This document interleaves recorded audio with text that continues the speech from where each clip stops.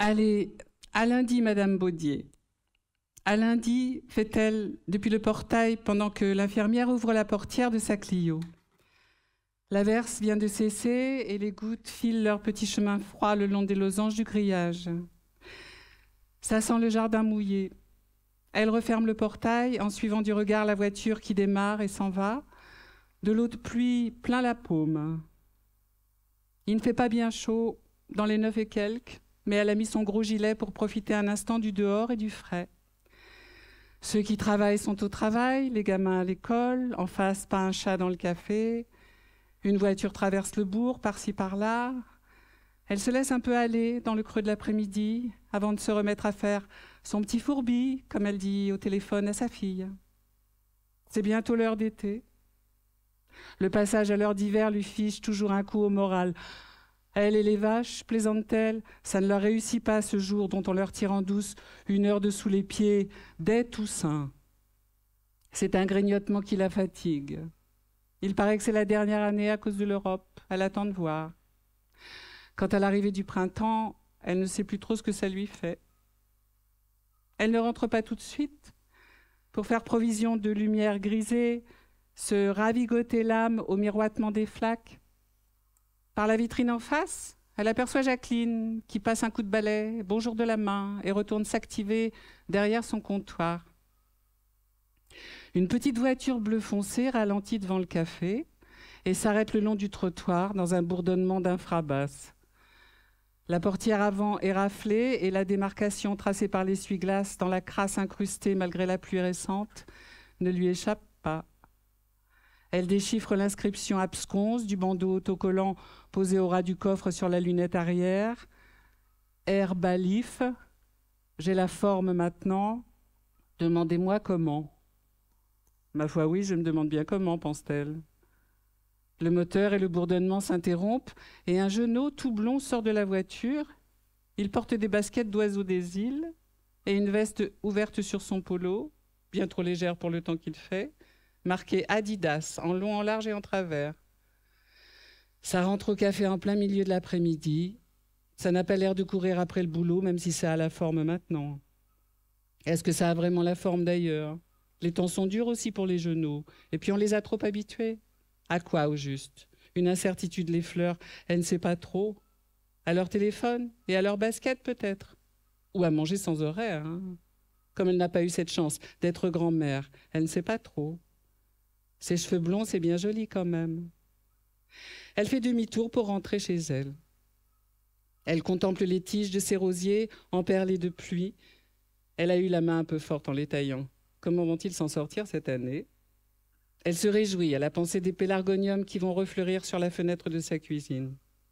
La corvée, ça va être de l'air monté de la cave. Elle essuie ses pieds sur la grille et puis sur le paillasson à l'abri de la marquise. Tant qu'on peut respirer sur le pas de sa porte, c'est qu'on reste libre, hein, pas vrai ? Autonome, c'est ça qui compte.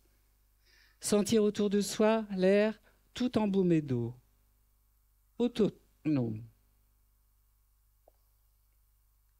Chapitre 5. L'averse s'est arrêtée et Yolande Baudier sort sa poubelle sur le trottoir plutôt que d'habitude pour ne pas s'exposer à la nouvelle rincée qui s'annonce. Au moment où la directrice du foyer gare sa voiture un peu plus haut dans la rue. Elle la regarde extirper son grand corps de la petite berline. C'est une femme assez jeune, charpentée, les cheveux très courts, pas du coin.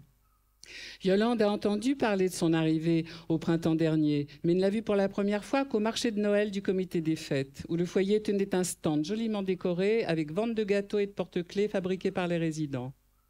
Elle semblait ne pas y ménager sa peine. On l'a dit célibataire, mais qu'est-ce que ça veut dire de nos jours, pas d'alliance ?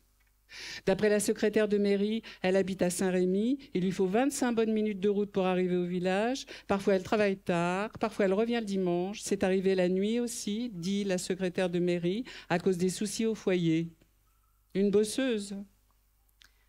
Il est difficile de deviner si quelque chose justifie la hâte avec laquelle elle semble avoir jeté sur son épaule la bandoulière de son sac à main qui tire sur l'imperméable et dévoile un bout de bretelle de son soutien-gorge bleu ciel. Il y a en elle une énergie brouillonne, quelque chose de vigoureux et de curieusement approximatif. Et ce mélange freine parfois l'élan de ceux qui, séduits par son enthousiasme, seraient tentés de se rapprocher d'elle. Elle part un peu dans tous les sens. On craint de ne pas pouvoir suivre. On finit par se défier de ses intuitions. Cela lui joue régulièrement des tours, mais elle ne s'en rend pas compte. Elle bourdonne. Son sac à main, informe et grand ouvert, de ceux dans lesquels on ne peut faire que fourrager avec concentration, férocité presque, gueule de hyène plongée dans une carcasse de gnou, et il faut de sacrées mains pour plonger dans un fatras pareil, large et longue avec des ongles indifférents au choc, basse à hanche, tandis qu'elle avance à grandes enjambées. À hauteur du portail des voisins, elle salue Yolande du menton et pivote pour traverser la rue. Le pan de son impair voltige dévoilant une jolie paire de mollets. Elle a une certaine allure, songe Madame Baudier. C'est comme ça qu'on disait quand elle était jeune. De l'allure, rapide, belle carrure et longues jambes, l'air de ne pas y accorder d'importance ou de n'en rien soupçonner. Elle n'a pas fait 3 pas sur la chaussée qu'elle se tord la cheville. Elle tangue avec un grognement surpris, passe outre, insoucieuse de son équilibre encore précaire, et reprend sa marche à l'assaut du trottoir, dans une ondulation qui rappelle à Yolande ces piles fragiles d'assiettes posées par des jongleurs sur des cannes en bambou.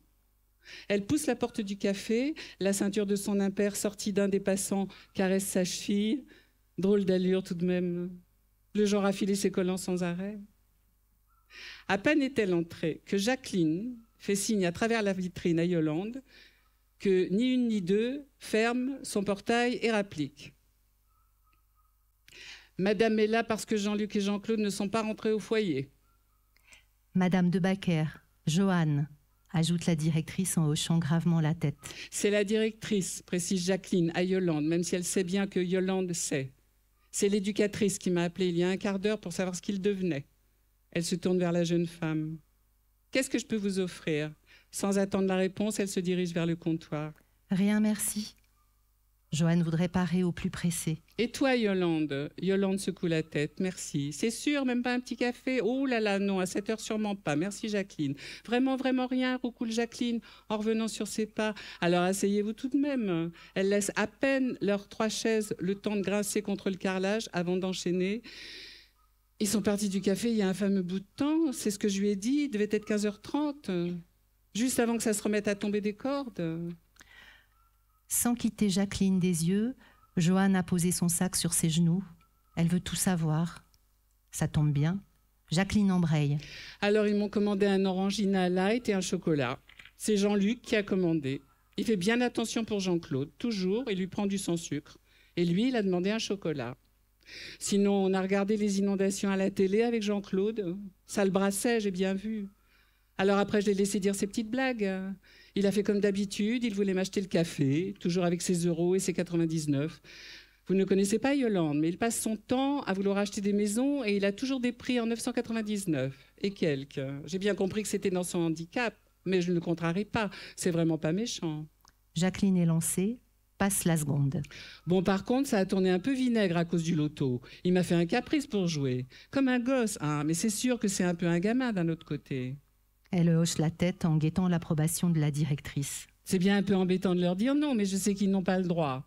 Et ils sont quand même pas bien capables, surtout Jean-Claude, qui passe sa vie à compter dans tous les sens. Jacqueline passe la troisième. Il faut dire que Jean-Luc, il l'a chiffonné, il bafouillait, il s'est mis à s'agiter. Elle ne comprend pas bien, elle avoue qu'on les laisse garder des sous comme ça. Ils sont quand même pas bien censés, elle avoue. Mais enfin, ça n'est pas sa responsabilité à elle, c'est bien compliqué. Jacqueline rétrograde. Elle sait, c'est des adultes, il y en a même qui votent. Mais il faut quand même aussi les protéger. Même au bourg, il y en a bien qui pourraient en profiter. Et puis au café, il y a du passage. Ils étaient tout excités à montrer leurs sous, leurs clés. Elle ne trouvait pas ça très approprié devant le petit jeune. Alors il a fallu qu'elle calme un peu le jeu. Maîtresse-femme. C'est bien curieux quand même. Elle conjecture que peut-être ils se sont mis au sec chez quelqu'un. Quel petit jeune? Interrompt Joanne. L'autre client. Vous l'avez bien vu arriver, Yolande. C'est quand votre infirmière partait. Yolande acquiesce. Elle pense au petit gars dans sa voiture, sale et parcouru de vibrations. Elle revoit le bandeau énigmatique. J'ai la forme maintenant, demandez-moi comment. À quoi ressemblait-il? Elle essaie La vingtaine, ni petit ni grand, pas bien épais. Elle le revoit dans la rue, très blond, les cheveux courts. Elle ne dit pas le profil de minot buté aperçu dans l'habitacle, se saoulant de braillements qu'elle suppose plein de grossièreté, d'histoires de grosses villes et d'argent qui leur font perdre le sens commun. Habillée plutôt sportif, précise-t-elle, avec une veste de survêtement pleine de marques. De marques? Oui, des noms de marques écrits comme sur les maillots des cyclistes, vous voyez. Et des chaussures de sport, elle s'en rappelle bien parce qu'elles étaient très colorées. Du vert, du orange, ça attirait l'œil. Elle garde pour elle l'oiseau des îles qui ne semblait pas si près que ça à s'envoler malgré les couleurs crues. Avec cette raideur dans la nuque et dans les épaules, plus c'est raide et mieux ça me glissera dessus, semblait-elle dire. Comme une envie de passer le plus vite possible, ici, là, ailleurs. Ça ne s'est pas encore volé, mais ça a déjà quitté le nid.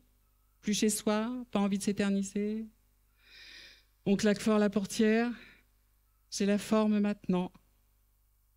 Jacqueline a repris les choses en main. Oui, rien de spécial, sauf peut-être qu'il buvait du café au lait. C'est quand même pas très courant pour un jeune l'après-midi. Mais c'est pas non plus insolite, comme s'il avait commandé un double whisky. Un blondinet, pas très causant.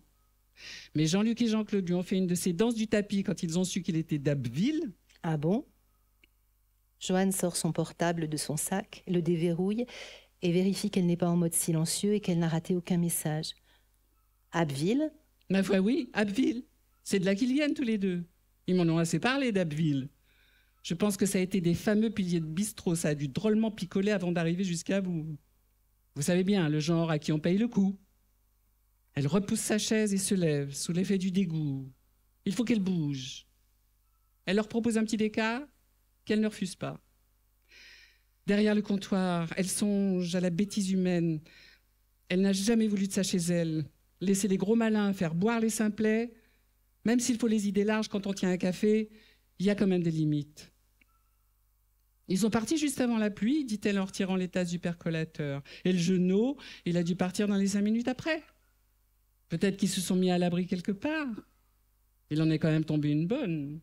Jacqueline conjecture quelque part, mais où? Dans ce village où tout un chacun connaît le foyer et aurait forcément eu le réflexe de téléphoner. En silence, elle soupèse la possibilité d'une mauvaise rencontre. Serait-il possible, se demande Yolande Baudier, que le poussin ait un cœur de crapule? Alors elle se décide à parler du bandeau herbalif. Elle épelle l'étrange nom. Herbe comme l'herbe, un A, et lif comme un calife, comme dans ces histoires de Daesh. Elles ne savent pas ce que c'est que cet herbalif qui vous met en forme. Ça pourrait être une équipe de sport ou alors des tisanes islamiques ou n'importe quoi d'autre. La directrice cherche sur son téléphone. Yolande trouve décidément qu'Internet, c'est bien pratique. Jacqueline, qui supporte mal de rester inactive, conjecture une équipe de sport ou des paris, le loto? Alors, Herbalif, j'ai trouvé, il y a une boutique en ligne, on va voir. Yolande et Jacqueline se penchent vers l'écran où s'affiche une question en majuscule dans un cadre blanc. Êtes-vous déjà en contact avec un membre indépendant Herbalif? Et sous un court texte, le nom Herbalif Nutrition, agrémenté d'un logo à 3 feuilles vertes stylisées, herbe à chat ou cannabis, on ne sait pas trop. On va savoir. Une autre fenêtre s'ouvre sur un formulaire pour passer commande, boisson nutritionnelle en lot de 3, de la diététique ou du sport. Comme ça, on sait. Rien de bien palpitant. Jacqueline reprend le fil de ses réflexions à voix haute. Vous savez quoi? Tête de pioche comme il a l'air, le Jean-Luc, il serait fichu de vouloir emmener Jean-Claude jusqu'à Saint-Soufflet. Devant la moue interrogative de la directrice, elle précise « au PMU ». Je n'ai pas voulu vendre des billets de loto à Jean-Claude. Alors Jean-Luc m'a dit qu'il pouvait très bien aller à Saint-Soufflet. Vous voyez l'Intermarché? Il y a un PMU dans la galerie commerciale. Il m'a dit ça, le Jean-Luc. Il avait l'air mauvais, mais alors mauvais, je ne l'avais jamais vu comme ça. Joanne enchaîne. Et le jeune les aurait pris en voiture?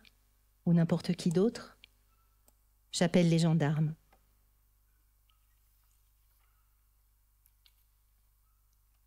Chapitre 7.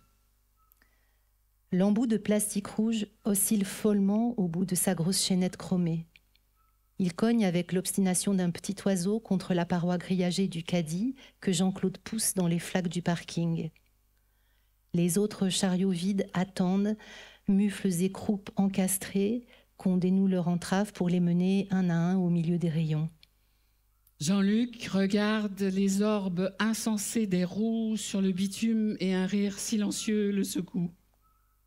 Jean-Claude lui jette un coup d'œil dont le bleu s'illumine à la vue de cette joie. Il fait mine de foncer dans la file placide des caddies et pile in extremis. C'est comme à Abbeville. C'est comme à Abbeville, on se marre bien, Jean-Luc. Jean-Luc lève vers lui sa canette de Bavaria avant de la porter à ses lèvres et d'y boire longuement sa pomme d'Adam offerte au vent froid qui balaie les nuages. Sans sa doudoune, il frissonne. Il porte une veste bien trop légère pour le temps qu'il fait, bien trop longue pour lui, marquée Adidas ici et encore là et là. Il ne saurait pas dire exactement pourquoi il se retrouve ainsi, sur ce parking, dépourvu de l'enveloppe blanche qui lui tenait si chaud. Qu'est-ce que ça peut bien faire? Sous cette veste trop légère de footballeur où la bise s'engouffre, il bombe le torse, le rembourrage, il s'en tape.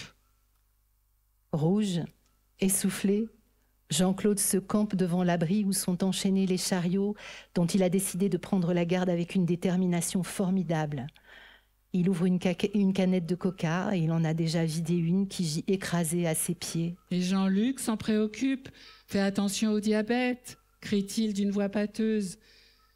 Des gerbes de graminées ont poussé dru sur le polyane du terre-plein. En titubant, ils piétinent leurs ondulations pâles pour se rapprocher de Jean-Claude. Il trébuche, se laisse balloter par une houle dont il avait oublié la puissance. Et ça fait éclater Jean-Claude d'un rire colossal. Il jubile et il crie « T'es bourré, Jean-Luc, t'es bourré, hein ?» Jean-Luc lève les sourcils, s'offusque, et sa bouche s'entr'ouvre pour protester, mais ses lèvres préfèrent s'étirer en un sourire magnanime sur les quelques dents jaunes et usées qui lui restent et seront remplacées dans quelques mois. C'est prévu avec son curateur, quand les économies seront suffisantes pour payer le reste à charge, par des implants tout neufs. On ne se vexe pas quand on se sent puissant. Et puissant, ça, il l'est dans la joie de cette bière retrouvée sur cette esplanade froide et grise et lavée de pluie. Et son rire remonte comme d'un puits artésien. Il glougloute en s'élevant, racle la trachée et jaillit en éclaboussures de nicotine, rauque et mousseux, oxydés par des années de tabac dont la trace ne s'effacera jamais et qu'ils font résonner comme une vieille dobro cabossée. Oui, je suis bourré, mon pote. Et ce constat le libère en un hoquet joyeux de toute la pesanteur de cet après-midi passé à éprouver l'impossibilité d'être ami avec un gars trop jeune et trop blond. Faudrait voir plus loin maintenant, avec son Jean-Claude. Regardez du côté du large dans la direction indiquée par le grand panneau du rond-point. Saint-Valéry, porte de la baie. Avec son phoque, juché au beau milieu, au sommet d'un édicule de blocs de béton cellulaire financé par le 1% artistique dans les constructions publiques. En appui sur une nageoire d'acier mat, son poitrail massif bombé vers la mer et son autre nageoire soulevée, il semble lancer à Jean-Luc une invitation à explorer les possibles. Jean-Claude, en nage, a suivi son regard et admire la sculpture. 2 mouettes tournoient au-dessus du phoque dont le dos sombre est conchié d'étoiles blanchâtres. On dirait un vrai. Une mouette se pose un instant sur les moustaches de métal et ouvre les ailes en lâchant son cri éraillé dans les lambeaux de la tempête. Ils doivent avoir froid. On ira les voir? Oh ouais, on ira. On ferait un pique-nique? Ouais, un pique-nique. Et après un bref silence, Jean-Claude ajoute « Ces vigilances oranges, tu crois qu'ils vont bien ?» Une bourrasque plus forte emporte son inquiétude. « Tu vas attraper froid, s'alarme Jean-Luc. Viens, on rentre dedans. » Jean-Claude ramasse ses 2 canettes de coca écrasées et rejoint son ami qui se dirige vers l'entrée du supermarché. « Donne-moi ta canette. » Docile, Jean-Luc renverse la tête et vide sa Bavaria jusqu'à la dernière goutte avant de l'attendre à son ami. Jean-Claude trottine vers la poubelle à triple container qui invite la clientèle à recycler malin. Il a l'habitude de ranger et de jeter. Au foyer, il fait tous les matins un petit ménage dans sa chambre et les ASL, agents des services logistiques, mais on dit comme ça, ASL, et on les appelle par leur prénom, le félicitent parfois, surtout Christelle, qui s'est exclamée l'autre jour « On pourrait manger par terre », ce qui a rendu Jean-Claude heureux et fier, et c'est devenu une petite plaisanterie entre Christelle et lui, cette histoire de manger par terre, un peu étrange tout de même. Il y a aussi un atelier développement durable au foyer, et avec les Ducs, ils ont mis des affichettes à côté des poubelles pour expliquer le tri, les déchets pour les poules et les chèvres de Monsieur Rigaud d'un côté, les papiers d'un autre, dans un carton exprès avec une fente, et le verre dans un grand seau.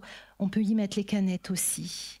Et il y a un grand sac en plastique transparent accroché au mur à l'entrée du réfectoire, où chacun met les bouchons en plastique pour qu'une association fabrique des fauteuils roulants pour un pays d'Afrique ou des couvertures en polaire, il ne sait plus au juste, mais en tout cas ça rend service à d'autres qui en ont besoin. Et les bouchons de taille et de couleurs différentes font comme un très gros tas de bonbons recyclables. Ce qu'il aime tout particulièrement, c'est passer la lavette sur les tables, dans un geste ample et précis qui revisite, avant de les effacer, les menus événements du petit déjeuner, essuyant ici une larme de confiture d'abricot ou l'empreinte ronde laissée par un bol de café, épongeant là le léger accident d'un peu de thé répandu, un coin de biscotte abandonné ou 3 gouttes de versées entre 7h45 et 8h45 sur la toile cirée de la salle à manger de l'unité Tilleul. Et Jean-Luc, lui, il ne voit pas. Il ne voit pas les histoires que racontent ces petits dérangements et combien il est important de les lisser du plat de la main ou d'en rassembler les scories d'un habile mouvement de balayette pour remettre un peu d'ordre et laisser aux prochains événements qui peupleront la journée la place dont ils auront besoin. Il y a des moments en particulier où Jean-Luc ne voit pas, ne voit rien, et où le désordre l'envahit peu à peu comme une mauvaise herbe, gagne du terrain tandis qu'il, lui, se retire en lui-même. Dans ces moments où il devient silencieux et sombre, Jean-Claude est le premier à remarquer la blague qui n'a pas fait sourire. Le pot de yaourt à moitié plein laissé sur la table, la veste oubliée sur le dossier de la chaise en salle d'activité, le premier à apercevoir par la porte entr'ouverte de sa chambre le dessus de lit mal tiré et les chaussettes par terre, et puis, un peu plus tard dans la journée, les feutres qu'il n'a pas rebouchés et ce reste de pain qu'il ne mettra pas de côté pour les poules. Ces jours-là, Jean-Luc se tient de guingois, pâle et rigide comme un domino de sucre sur le bord d'une soucoupe, et pour éviter qu'il ne se désagrège, pour ralentir l'avancée du chaos qui le grignote, Jean-Claude passe un petit coup d'éponge et remet tant bien que mal les choses en place autour de son ami qui ne résiste pas, inerte, les yeux cernés, les bras ballants. Il prend les choses en main, ramasse ce qui pourrait se froisser, range ce qui pourrait s'abîmer, jette ce qui doit l'être et va prévenir l'infirmière. Ils sont entrés dans la grande surface, mais n'en ont exploré que les lisières, sans s'aventurer jusqu'au fond où oscille le panneau de plastique translucide qui mène dans les zones froides, au-delà du rayon boucherie. Ils restent à distance respectable du long alignement des armoires réfrigérantes et des clients décidés. Jamais ils ne s'étaient retrouvés seuls face à ce labyrinthe de linéaires, ou alors c'était dans d'autres vies depuis bien longtemps envahies par les ronces. Intermarché, ils n'y font d'ordinaire que des incursions collectives et organisées. 2 éduques avec un chariot chacun et 4 résidents du foyer. Et il suffit alors de suivre l'ordonnancement de la liste pour trouver sans difficulté tous les ingrédients d'un goûter d'anniversaire et au gré des saisons, un nouvel assortiment de décorations de Noël ou des fruits d'été dont on fera de jolies brochettes. Parfois, mais pas toujours, on pousse jusqu'au rayon des produits d'hygiène et devant la mosaïque bleue et or des gels douches, leur transparence fruitée ou les flammes viriles de certains déodorants, le vertige les saisit, mais toujours de très courte durée, car on finit par retrouver ce qu'on avait choisi la dernière fois. Et si on hésite un peu trop, Karine ou bien Rachid sont là tout près pour donner un conseil. Vanille Bourbon, je crois que vous allez trouver ça un peu trop sucré, Jean-Claude, la vanille pour la douche. Et donner un coup de pouce à la décision. Fleur de coton, c'est peut-être une meilleure idée. Tiens, on va les déboucher les deux juste un petit coup pour que vous puissiez sentir. Ils ont parcouru prudemment le rayon des biscuits apéritifs pour y prendre 2 paquets de chips. Et puis ils ont examiné les têtes de gondole les plus proches des caisses. La bruyante excitation de Jean-Claude, domptée par l'immensité du choix. Ils contemplent des lapins en chocolat blottis sur un présentoir et qui n'attendent plus grand-chose de Pâques dans leur sachet de cellophane. Jean-Luc le rejoint, d'un pas mal assuré, rigolard, et les stickers promotionnels rouges le convainquent. « Je t'en paye un », l'euphorie de la bière balaie au loin le diabète. À la caisse, les événements se précipitent. Il y a d'abord ce geste subit de Jean-Luc pour s'emparer d'un petit flacon de rhum et le poser sur le tapis à côté des 2 paquets de chips et du lapin. Et puis, au moment de payer, cet instant pénible où il porte la main à sa poche et marque une hésitation. C'est pas sa doudoune. Il ne porte plus sa doudoune. Où est passé son porte-monnaie qui était dans la poche de sa doudoune, avec l'argent de poche qu'il est remise. Et dans les brumes de la Bavaria, devant la caissière qui ne s'impatiente pas encore, soudain une petite déchirure. Qui a payé les bières et les coca tout à l'heure? Et le gars blond dont il porte la veste, où est-il? Et où est passé sa doudoune? Ils sont restés à l'abri du vent froid, dans l'espace après les caisses, où sont entreposées les marchandises encombrantes qu'on propose après ristourner, le fauteuil de bureau Oxford à 49 € ou les étagères Bali en bambou naturel. Les noms calligraphiés au marqueur noir sur papier jaune donnent à la réclame des allures de kermesse. C'est le moment d'acheter des bidons de pétrole pour chauffage d'appoint. Et il y a de bonnes affaires avec des barbecues pour le printemps qui vient. Jean-Claude a fini par payer tout à l'heure, tout content de ressortir son billet de 20 € des profondeurs de sa vêture. Adossé au photocopieur en libre-service, Jean-Luc a le regard sombre. De l'autre côté du parking, le phoque du rond-point désigne toujours la baie. Quand est-ce qu'on ira voir les phoques? Jean-Claude n'obtient pas de réponse. Il tend à son ami le sachet du lapin. « Tiens, tu peux manger les oreilles si tu veux. »« J'ai pas faim, » murmure Jean-Luc. Le vent souffle dehors et les caddies frissonnent.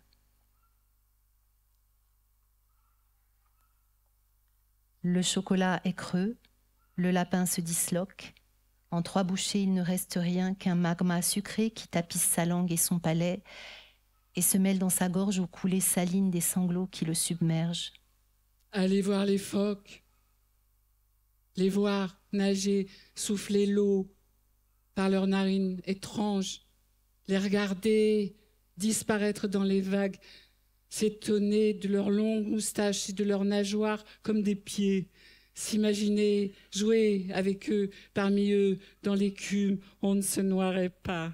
Capter leur doux regard indifférent, s'allonger sur les rochers, le long de leurs flancs criblés de sable, et reprendre son souffle, s'ébrouer ensemble, faire les andouilles, faire les sauvages. Aller voir les animaux, les rejoindre, être rejoint par eux, en avoir encore un peu peur et intercepter une lumière d'eau dans leurs prunelles, rouler dans les mêmes vagues. On ne se noierait jamais. Patauger dans la même boue, ondoyer parmi eux, se couler, frissonner avec eux, partager le harcèlement des mouches, se laisser parcourir par le long tremblement d'un muscle, se plonger dans leur odeur si puissante, caresser leur peau épaisse et étanche, devenir nage, devenir galop, se fondre parmi les animaux, s'accrocher à leurs flancs, à leurs crinières, ne plus jamais les lâcher et faire corps avec eux, frotter le front contre leurs crins, se couler dans leurs bancs, s'étourdir dans leurs flots, les aimer si fort, s'oublier dans leurs troupeaux, et ne plus penser qu'au grondement de leur course, se rouler comme une andouille, comme un sauvage, se dissoudre.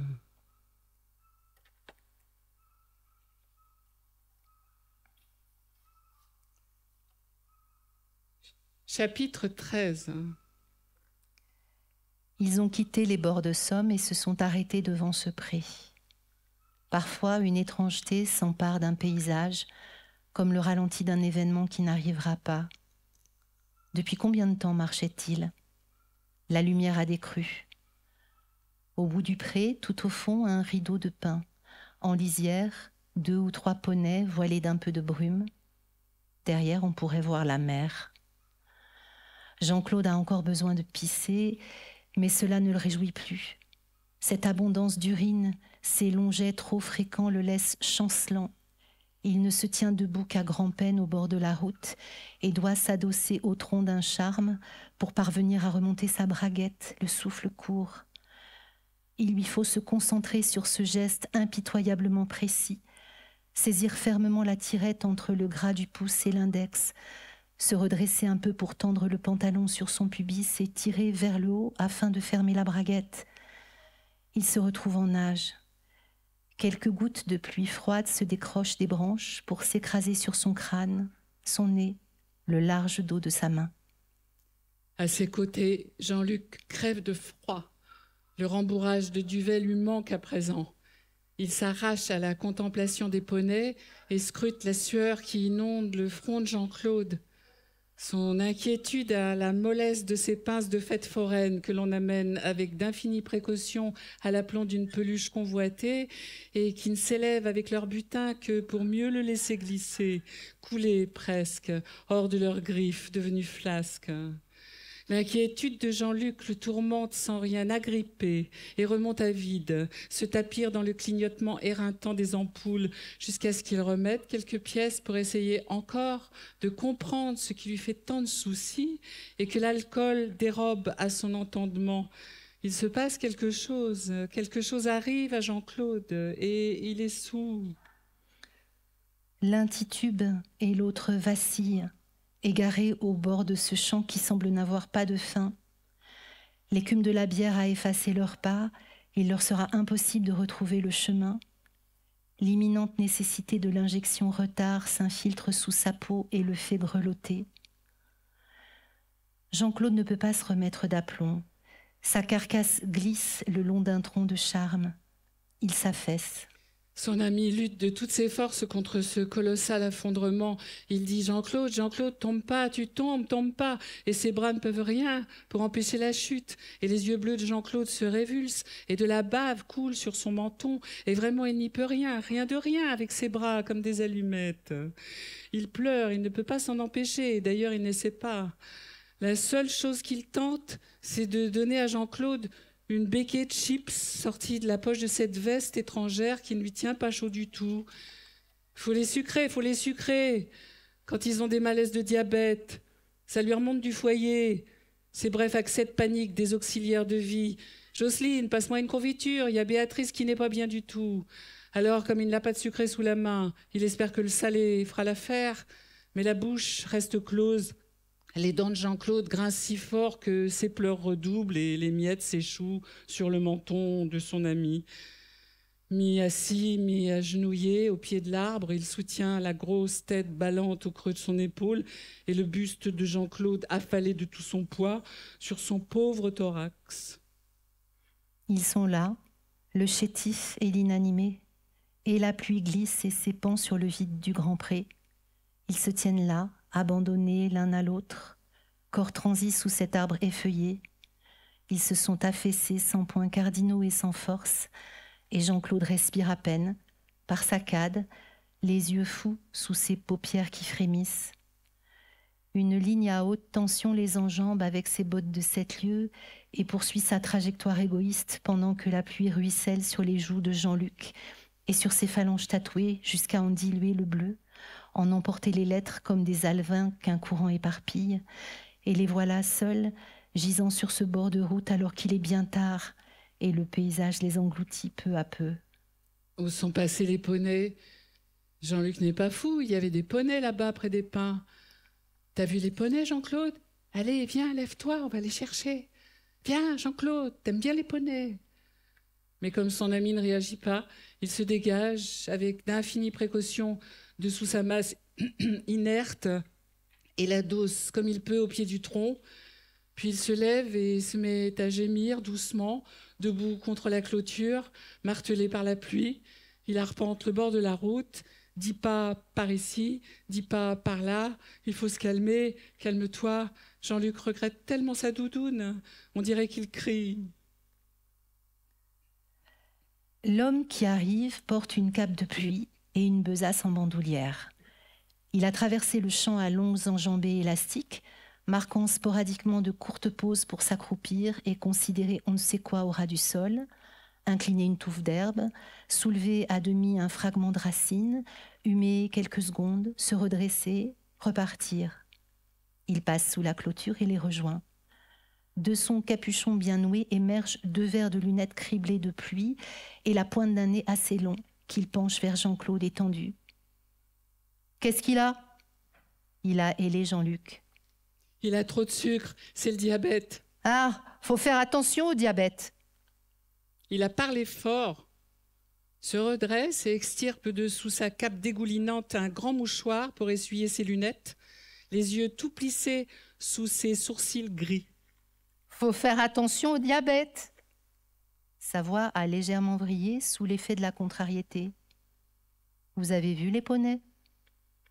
Il a dirigé vers Jean-Luc son regard de taupe et balayé les confins du champ, là où l'ombre gagne les haies. Tapis dans les arbres qui bordent la Somme, lové dans les boules de gui qu'elle encharbonne, la nuit est en train de tomber. La brume a dissous les encolures. Il remet ses lunettes. Il était allé voir si les morilles sortaient. Famille Morkellaceae, classe Pésisomycète. C'est encore tôt dans la saison, mais il sait qu'en tentant sa chance sous cette pluie, il passe sans doute avant les autres, ces cueilleurs anonymes et peu nombreux qui font pourtant pour lui figure de horde. Il pose sa sacoche et en sort un thermos cabossé. Il verse du café fumant dans le gobelet qu'il tend à Jean-Luc et revisse le bouchon du thermos. Il met un genou à terre à côté de Jean-Claude. « Faut pas rester sous la pluie comme ça !» Il le secoue légèrement par les épaules. Il parle très fort pour lutter contre ce vacarme qu'il est seul à entendre et qui pourrait nuire à l'intelligibilité de son propos. Il ne crie pas, mais tente avec sa voix de couvrir le brouhaha du monde, comme on essaie d'étouffer ces départs de feu causés par des imbéciles qui ne connaissent rien à la fabuleuse épopée des champignons, ni à la dentelle si fragile de la baie. Béotien aveugle et braillard. Il importe d'articuler partout et en toutes circonstances pour conjurer cette ignorance affreuse, contagieuse, incendiaire. Il tient sa haute silhouette en équilibre au bord de l'épouvante. Observer, connaître, garder trace et témoigner l'empêche d'y sombrer.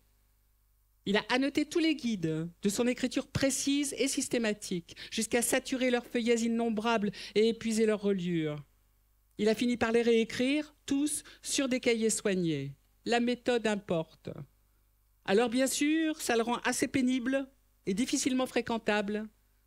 Il faut dire aussi qu'il ne sent pas toujours très bon. Il s'est brouillé avec toutes les associations locales de défense de la nature, Ligue de protection des oiseaux, de préservation de la zone humide, Regroupement pour la sauvegarde des dunes, Amicale de réintroduction des espèces en voie d'extinction, qu'il juge, toutes, sans exception, folâtres et approximatives. Mais il connaît les noms latins des êtres qui vivent ici, dans les plis, dans les creux, qui flottent, qui dérivent, s'enracinent ou se détachent, essaiment, prolifèrent et se meurent, recroquevillés ou offerts à tous les vents, les vagabonds, les sédentaires, les intrus, les symbiotes, ceux qui nichent et ceux qui exproprient, ceux qui nourrissent et sont nourris, les miraculés et les enragés qui survivent à tout, s'adaptent, se tapissent et s'enroulent. Ils s'émerveillent de leurs ruses et de leurs défaites, de leurs apparitions et de leurs retours. Il n'est pas mièvre et peut, sans sourciller, les écraser en sillonnant la baie, les cueillir ou les déraciner, les pêcher et poser des collets. Il sait gratter leurs écorces, décrocher l'hameçon, les éplucher et les éviscérer. Sa limite, c'est le bruit. Imbécile, des balles. Il ne chasse pas comme ça. Sa limite, c'est le bruit. À force d'être secoué, Jean-Claude finit par revenir à lui. L'odeur profonde et légère de sous-bois et de roches digérées par des êtres microscopiques s'est insinuée dans ses narines et sous ses paupières. Un souvenir de papier journal posé sur un évier et la terre sablonneuse y crépite en se détachant du pied du champignon. Des fragments de feuilles et des éclats de brindilles s'y déposent aussi. Il revoit la lame usée de l'opinel du pépé qui gratte la peau chamoisée du chapeau. Ça sent pareil, la lisière humide, un parfum de cru et de mystère organique qui vient du sol et mêle dans ses volutes le spongieux et le poudreux, les étoiles vertes de la mousse et tous les filaments qui tissent sous la peau de la forêt une résille immense et parcourue. C'est là, juste sous son nez. Il se rappelle alors qu'il a un nez, il inspire, il revient à lui. Et voilà, le revoilà. Le cueilleur s'est redressé et brandit triomphalement vers Jean-Luc sa morille comme un morceau de la vraie croix. C'est plus fort que la gnôle. Ça vous réveille à mort, cette odeur-là. Il se penche à nouveau vers Jean-Claude, dont les yeux papillotent et lui ulule au visage. La première de la saison. Vous avez un sacré bol, vous savez. J'étais sûr que ça vous requinquerait. Il agite la morille et puis la range avec des coquetteries de chaman dans les replis de sa sacoche. Faut pas rester sous la pluie comme ça. Avec Jean-Luc, il aide Jean-Claude à se remettre debout tant bien que mal. Vous êtes sûr que les poneys sont partis? Jean-Luc n'est sûr de rien. La pluie strie le crépuscule autour d'eux et la ligne à haute tension n'a laissé dans son sillage qu'un bourdonnement infinitésimal et malveillant.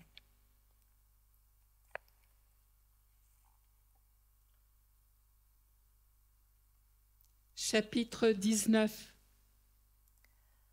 En faisant le tour du parking presque désert d'Intermarché, Joanne repère très vite la vieille C3 aux autocollants herbalifs. L'espoir et le froid la saisissent en sortant. Elle a oublié son manteau. À cette heure-ci, tout est fermé, à part le PMU qui vivote. Il y a encore de la lumière dans la pharmacie, mais la grille est baissée. Qu'est-ce qu'elle fout là? Le claquement de sa portière, le cliquetis du verrouillage télécommandé, ses talons sur l'asphalte, tout résonne avec une acuité théâtrale. Et quand elle pousse la porte du PMU, elle pense à un saloon, mais personne ne se tait. Ambiance BFM et croque-monsieur froid, c'est pas la bousculade. Un couple devant des bières, un barbu qui s'achète des clopes, 3 mecs au comptoir causent avec le patron, celui du milieu porte encore son gilet rouge sans manche Intermarché. Pas le moindre Jean-Claude, ni le moindre Jean-Luc. Mais au bout de la salle, ce blond vu de dos qui regarde la télé, avec, posé sur le dossier de sa chaise, une doudoune très blanche. Joanne recule et son cœur s'emballe. Personne n'a remarqué son entrée. Elle sort en catimini pour appeler les gendarmes. Dans les 450 €, elle avait tiqué en décembre en apprenant la lubie de Jean-Luc, sa prédilection pour le duvet et le blanc pur. On ne pourrait jamais laver ça à la buanderie. Les neuroleptiques faisaient mousser une imperceptible écume à la commissure de ses lèvres, tandis qu'il insistait, blanc, avec l'obstination d'un cheval vicieux mâchant son mort. Sa volonté farouche l'avait emporté sur les réticences de l'équipe. Il avait dit qu'il paierait le pressing. C'était son argent, après tout, et c'était pour Noël. En général, tout va très vite une fois qu'ils sont sur place. Maxime doit aussi admettre que souvent, tout est déjà terminé à leur arrivée. Le consommateur, feignant d'avoir oublié son argent dans la voiture, a fini par retrouver 10 € dans sa poche, et l'ivrogne qu'on refusait de se resservir s'est barré sans ramasser le tabouret de bar qu'il avait envoyé valdinguer. Il a l'habitude de les voir passer, et c'est parfois lui qui les appelle quand il sent, rarement, la situation lui échapper. Ça arrive quand un début d'embrouille vire à l'aigre, entre 2 petits cons bien allumés par exemple. Mais rien à voir avec ce qu'il avait connu à Rouen. Les 2 tentatives de braquage du tabac la dernière année avaient eu raison de lui. Ici, c'est tranquillou. Après la tempête de la veille, la journée a été plutôt morose. Vigilance orange, ça donne pas soif et ça pousse pas au grattage. Ils s'apprêtaient à fermer et leur irruption l'étonne un peu. Le premier, il le connaît. C'est Franck et sa frange d'abruti sous la casquette de brigadier. Jamais vu la deuxième, toute jeune, engoncée dans sa parka bleue, zippée jusqu'à la pointe du menton. Derrière eux, une grande bringue aux cheveux courts, blanche comme un linge, et bras étroitement croisés contre son petit gilet de rien du tout, l'air de grelotter. Franck s'avance dans un ralenti savamment balancé. Monsieur, dame, bonsoir. Main tendue par-dessus le comptoir, assortie d'un « ça va, chef » de belle tenue. La jeunette fait 3 pas derrière lui avec le zèle inquiet d'un jeune crabe. Bonsoir, brigadier. Rien de spécial ce soir. La frange se soulève imperceptiblement. Ce n'est pas une question, c'est un constat. Si du spécial était advenu dans l'enceinte du PMU, la gendarmerie nationale en aurait à coup sûr été avertie. Ma foi, rien, c'est tranquille, tranquille, j'allais fermer. Tranquille, tranquille. C'est bien ça. Bon, on est juste là pour une petite vérification. Un discret clin d'œil signifie à Maxime que les forces de l'ordre ne sont pas venues l'emmerder pour le plaisir, mais bien parce que cette petite vérification s'impose dans son débit de boisson. Cependant, il subsiste dans la voix du brigadier des inflexions suffisamment réglementaires pour que Maxime ne se sente pas derrière son comptoir, blanc comme l'agneau qui vient de naître. Là gît bien le véritable talent de l'enquêteur, dans cette faculté de souffler sur n'importe quel quidam, le chaud et le froid, et de jouer avec brio sur les 2 revers de la complicité, recto indique, verso suspect. Sans cesser de balayer la salle du regard, il s'approche encore de Maxime et le met dans la confidence à mi-voix. On cherche 2 handicapés. Le jeune là-bas, vous le connaissez ? Non, mais il n'a pas l'air handicapé. Il est arrivé à quelle heure ? Je dirais que ça fait 3/4 d'heure. Et il était seul ? Oui. Riesner fait signe à la gendarmette qui a déjà sorti un petit bloc de sa poche et prend quelques notes avec application. Zora, vous venez avec moi. Madame, vous restez là pour le moment. C'est Nora, chef. Ouais, d'accord. Nora. Allez, on y va. Ils amorcent un double mouvement de casquette vers le fond de la salle où le blond, toujours de dos, reste immobile. Depuis le début de son stage pratique à la brigade territoriale autonome de Saint-Soufflet, Nora n'est toujours pas parvenue à démêler, dans la façon de Franck Riesner, ce qui distingue l'instinct du fin limier d'une approximation qu'elle ne songerait pas un instant à qualifier de crasse. Elle est là pour observer et apprendre. La critique viendra en son temps. Pour l'instant, elle transpire et ne s'en rend pas compte. Elle ne pense même pas à ouvrir sa parka. Bonsoir monsieur, attaque le brigadier. Elle est toute oui, et là, ça va vraiment très vite. C'est bien à vous la C3 bleue garée devant le Crédit Agricole ? Et demander courtoisement à un individu jeune et étonné, mais pas tant que ça, pas assez étonné en fait. Elle n'en perd pas une miette.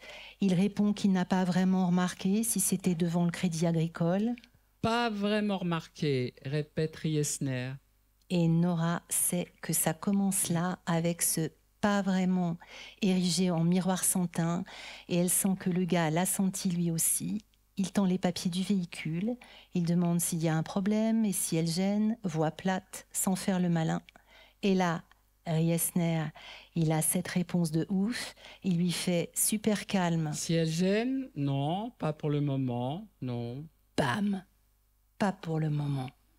Elle voit la nuque du gars s'empourprer, mais il ne moufte pas. Il garde les yeux levés sur Riesner, qui examine la carte grise, le permis, et elle se demande s'il la ramènerait aussi peu si c'était elle à la place du brigadier.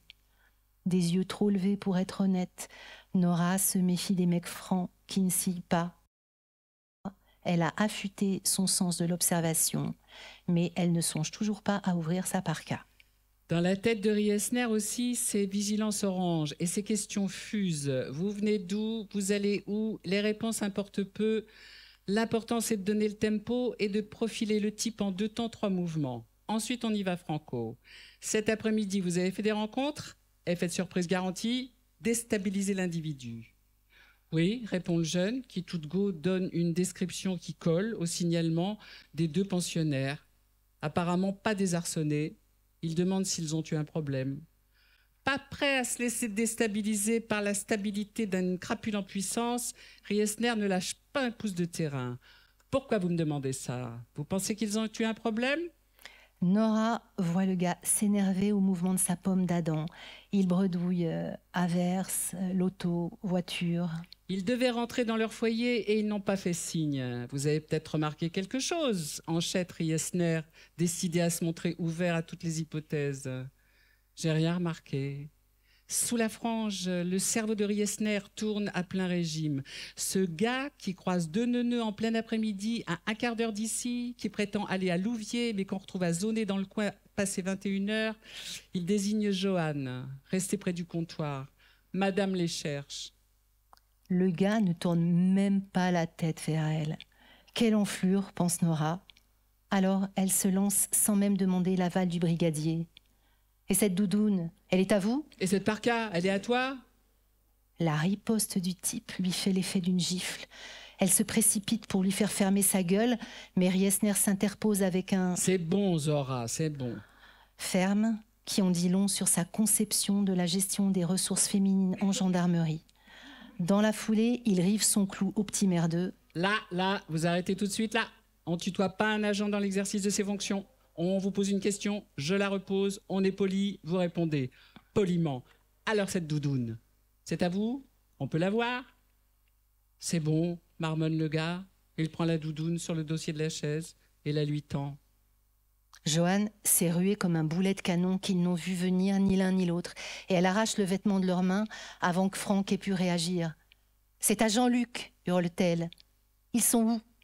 Vous leur avez fait quoi ?» Franck doit la saisir fermement par les épaules et se mange un coup de sac à main dans le plexus. Il a horreur de ça, quand les plaignants pètent les plombs. Ça lui fout son approche en l'air. Putain, en plus, elle est costaud, pratiquement une tête de plus que lui. Les bonnes femmes, c'est les pires dans ces moments-là.